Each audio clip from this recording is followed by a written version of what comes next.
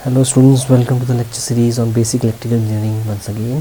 तो आज हम पढ़ने वाले हैं basically types of losses in transformer. ठीक है, थोड़ा सा इसके ऊपर स्टडी करते हैं। देखिए, आपको पता होना चाहिए कि प्रीवियस लेक्चर में हमने जो है लॉसेस मेजर करे थे। ठीक है, और हमने कौन कौन से लॉसेस मेजर करे थे? हमने करा था ओपन सर्किट टेस्ट, ठीक, कौन से लॉसेस को मेजर करने के लिए? आयरन लॉसेस को, ठीक। और हमने परफॉर्म किया था शॉर्ट सर्किट टेस्ट, कौन से लॉसेस को मेजर करने के लिए?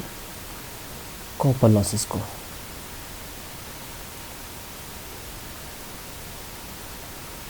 अब हम थोड़ा सा डिटेल में पढ़ेंगे कि आयरन लॉसेस ट्रांसफार्मर में क्या होते हैं और कॉपर लॉसेस क्या होते हैं, इनकी थोड़ा सा डिटेल स्टडी करेंगे। ठीक है, तो देखिए, आयरन लॉसेस जो है हमारे पास, ये ट्रांसफार्मर के अंदर जो भी आयरन लॉसेस होते हैं,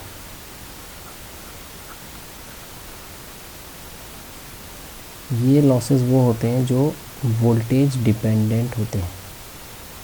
ठीक, वोल्टेज डिपेंडेंट, और इनको हम कांस्टेंट लॉसेस भी कहते हैं, कांस्टेंट लॉसेस।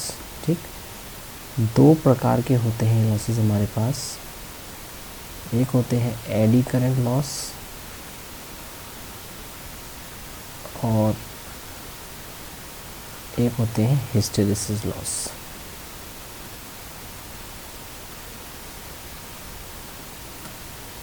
तो सबसे पहले पकड़ते हैं कि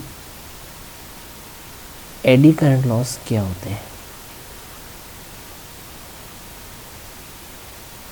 एडी करंट लॉस,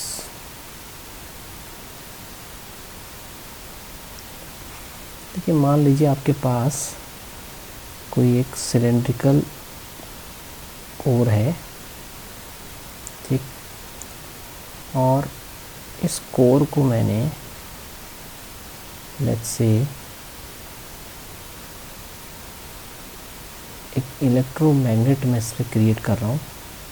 मीन्स मैंने इसमें एक वायर लपेटी और इसको एक एसी सप्लाई से मैंने कनेक्ट कर दिया। ये मैंने एसी सप्लाई यूज़ करी है। ठीक, अब लेट अस सपोज ये स्विच के है। लेट अस से इस स्विच को क्लोज करता हूँ at time t is equal to 0। तो क्या होगा, यहाँ करंट फ्लो करना चालू हो जाएगा इस तरीके से, करंट फ्लो करेगा। अब जब इसमें करंट फ्लो करेगा तो देखिए होगा क्या, नॉर्थ और साउथ पोल बनेंगे। ठीक, तो नॉर्थ और साउथ पोल की वजह से इसमें एक अल्टरनेटिव फ्लक्स फ्लो करना चालू होगी। यानी हमें कह सकते हैं कि ये जो मटेरियल है इसमें एक अल्टरनेटिंग फ्लक्स फ्लो करेगी, अल्टरनेटिंग फ्लक्स फ्लो करेगी। तो हम ये कह सकते हैं कि जो भी फ्लक्स इस मैग्नेटिक मटेरियल में फ़्लो कर रही है वो टाइम के साथ चेंज हो रही है, क्योंकि वो अल्टरनेटिंग नेचर की है।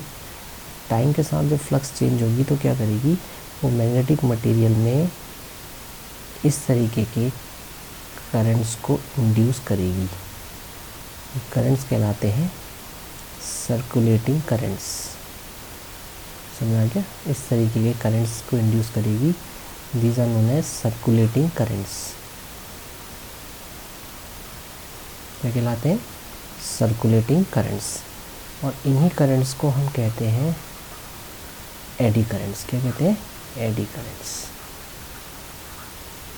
यानी हमें कह सकते हैं कि जब भी किसी भी मैग्नेटिक मटेरियल में जो फ्लक्स लिंक कर रही है वो चेंज होगी तो उसमें मटेरियल में कुछ करंट्स इंड्यूस होंगे, सर्कुलेटिंग करंट्स, जो कि कहलाएंगे एडी करंट्स। अब होगा क्या, इन एडी करंट्स की वजह से इस मटेरियल में क्या होगी, हीटिंग होगी। समझ में आ गया? तो हम ये कह सकते हैं कि एडी करंट लॉसेस क्या करेंगे, हमारा जो कोर है कोर में हीटिंग करेंगे। समझ आ गया? कोर में हीटिंग करेंगे।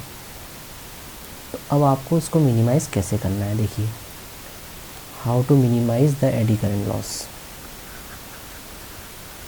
हाउ टू मिनिमाइज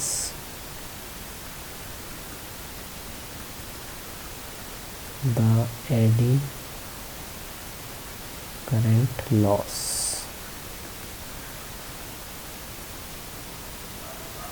बहुत सिंपल तरीका है। लेट अस सपोज मैं आपसे कह रहा हूँ कि आपके पास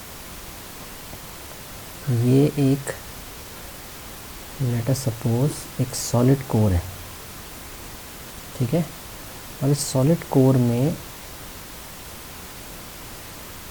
आपकी फ्लक्स चेंज हो रही है, तो एडी करंट जो इंड्यूस होंगे वो इस पूरे एरिया को कवर करेंगे, नहीं करेंगे? पूरे एरिया को कवर करेंगे, यानी जो एडी करंट्स के लूप होगा वो बड़ा होगा।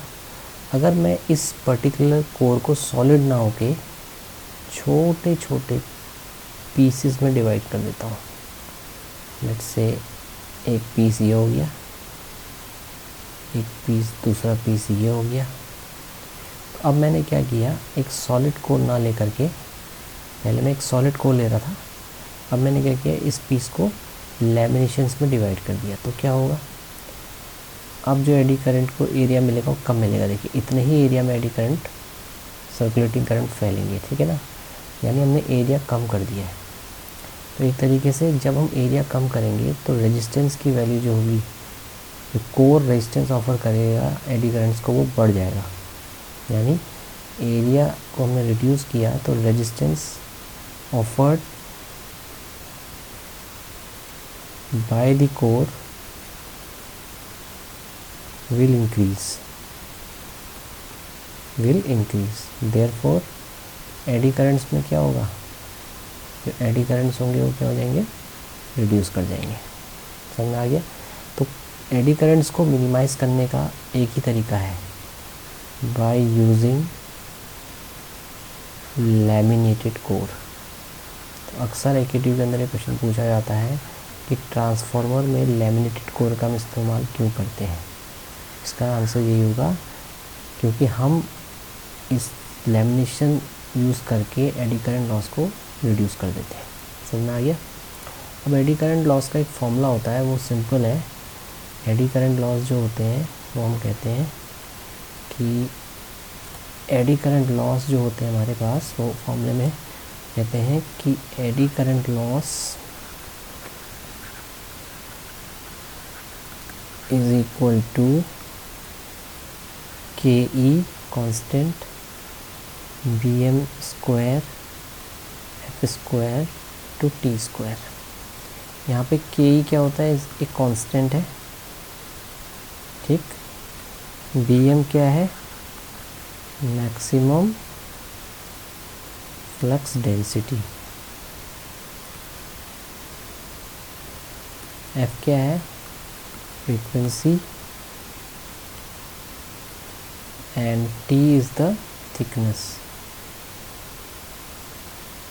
of lamination. So ये आपका जो है बेसिकली एडी करंट लॉस का फॉर्मूला होता है, ठीक है। तो हम देख रहे हैं कि जो एडी करंट लॉस है वो बेसिकली सप्लाई फ्रीक्वेंसी के डायरेक्टली प्रोपोर्शनल है। यानी अगर मैं आपसे पूछूं कि डीसी के केस में, यानी अगर मेरे पास कोई मैग्नेटिक मटेरियल है और इस मैग्नेटिक मटेरियल को मैं डीसी सप्लाई से इलेक्ट्रोमैग्नेट बना रहा हूँ उसके अंदर, मीन्स यहाँ पे मैंने एक बैटरी लगाई हुई है, तो क्या इसमें एडी करंट लॉस बनेंगे? इस केस में एडी करंट लॉस बनेंगे इस मैग्नेटिक मटेरियल में, मतलब इस मैग्नेटिक मटेरियल के अंदर, क्योंकि एडी करंट लॉस मैंने आपको बताया था ये कोर लॉसेज है, तो ये इस कोर के अंदर एडी करंट लॉस बनेंगे। जब आप इस स्विच के को time t is equal to 0 पे क्लोज करोगे और आपने यहाँ बैटरी लगाई हुई है, तो आपको इस मटेरियल में कोई भी एडी करंट लॉस नहीं बनेंगे, क्योंकि AD current loss frequency dependent है और डीसी के लिए फ्रीक्वेंसी की वैल्यू क्या है, 0। एडी करंट लॉस तभी बनते हैं जब जो फ्लक्स इस मटेरियल से फ्लो कर रही है वो चेंज होगी, और चेंज वाली फ्लक्स कौन सी है, phi is equal to phi m sine omega t, यानी वो एसी फ्लक्स है जो चेंज हो रही है। इस फ्लक्स की चेंज होने की वजह से इस मटेरियल में एडी करंट्स इंड्यूस होंगे, समझ में आ गया, सर्कुलेटिंग करंट्स इंड्यूस होंगे जो कि एडी करंट्स कहलाएंगे, और ये कंट्रीब्यूट करेंगे बेसिकली किस पे, हीटिंग ऑफ द कोर पे, समझ में आ गया। इसके बाद हम नेक्स्ट टाइप के लॉसेस हमारे पास आते हैं, वो कहलाते हैं हिस्टेरिसिस लॉस। हिस्टेरिसिस लॉस बहुत सिंपल है। हिस्टेरिसिस लॉस का फॉर्मूला होता है, हिस्टेरिसिस लॉस बेसिकली क्या है, इक्वल टू है K H B M to the power 1.5 F into V. यहाँ पे जो 1.5 है दिस इज है, इसको हम स्टेनमेंस कांस्टेंट भी कहते हैं, स्टेनमेंस कांस्टेंट, ठीक है। एफ क्या है, frequency of magnetic reversal, frequency of magnetic reversal. V है volume of the core. Frequency of magnetic reversal का मतलब क्या है, देखिए मान लीजिए आपके पास ये मैग्नेटिक फील्ड है, मानिए आपके पास एक मैग्नेटिक मटेरियल है। अब आपको पता है कि मैग्नेटिक डायपोल्स, जब तक आपने इसको, इस मैग्नेटिक फील्ड को मैग्नेटाइज नहीं किया, मतलब इसमें कोई भी एक्सटर्नल मैग्नेटिक फील्ड को आपने अप्लाई नहीं किया है, तो आपके जो मैग्नेटिक डायपोल्स हैं ये बेसिकली क्या है, रैंडमली क्या है, रैंडमली डिस्ट्रीब्यूटेड है, ठीक है। जैसे ही आप एक्सटर्नल फील्ड को अप्लाई करते हैं, यानी आपने एक्सटर्नल फील्ड को अप्लाई किया, तो क्या होगा, ये जो मैग्नेटिक डायपोल मोमेंट्स हैं ये क्या करेंगे, अपने को इस एक्सटर्नल फील्ड के अलोंग अलाइन कर देंगे इस तरीके से, ठीक है ना। अब मान लीजिए आपने एक्सटर्नल फील्ड को हटा दिया, रिमूव कर दिया, फिर से क्या हो जाएंगे, ये मिसअलाइन हो जाएंगे। और अगर आप मान लीजिए ये चीज़ यानी एक्सटर्नल फील्ड का रिवर्सल बहुत रैपिडली कर रहे हैं, मींस बहुत तेज़ इंटरवल में कर रहे हैं, फ्रीक्वेंसी ऑफ रिवॉल्व बहुत फास्ट है, तो क्या होगा, आपको क्या मिलेगा, basically orientation, then again disorientation, यानी मैग्नेटिक मोमेंट्स ओरिएंटेशन करेंगे, डिसओरिएंटेशन करेंगे, फिर ओरिएंटेशन करेंगे, फिर डिसओरिएंटेशन करेंगे। तो देखिए ओरिएंटेशन, उसके बाद फिर डिसओरिएंटेशन, फिर ओरिएंटेशन, फिर डिसओरिएंटेशन। इसकी वजह से क्या होगा, इनके बीच में क्या होगा, बेसिकली कोलिजन्स होंगे, और इन कोलिजन्स की वजह से क्या होगा, हीट एनर्जी, यानी एनर्जी जो है वो डिसिपेट होगी in the form of heat, समझ आ गया, क्लियर है। तो उसकी वजह से क्या होगा, ये जो मैग्नेटिक मटेरियल है ये हीट अप हो जाएगा। तो मैग्नेटिक हिस्टेरिसिस जो है, जो एक तरीके का एक्सटर्नल फील्ड में रिवर्सल की वजह से ही डेवलप हो रहा है, समझ आ गया। और इसका फार्मूला हमने जो है बेसिकली पढ़ लिया है, ठीक है। तो आज के लेक्चर में इतना ही पढ़ेंगे। नेक्स्ट लेक्चर में हम बेसिकली एफिशिएंसी से रिलेटेड कुछ न्यूमेरिकल सॉल्व करेंगे, जो कि मैंने आपको फार्मूला बताया था कमर्शियल एफिशिएंसी निकालने का, उस पर बेस्ड न्यूमेरिकल सॉल्व करेंगे। तब तक के लिए happy learning, enjoy the channel. जय देवभूमि, जय उत्तराखंड।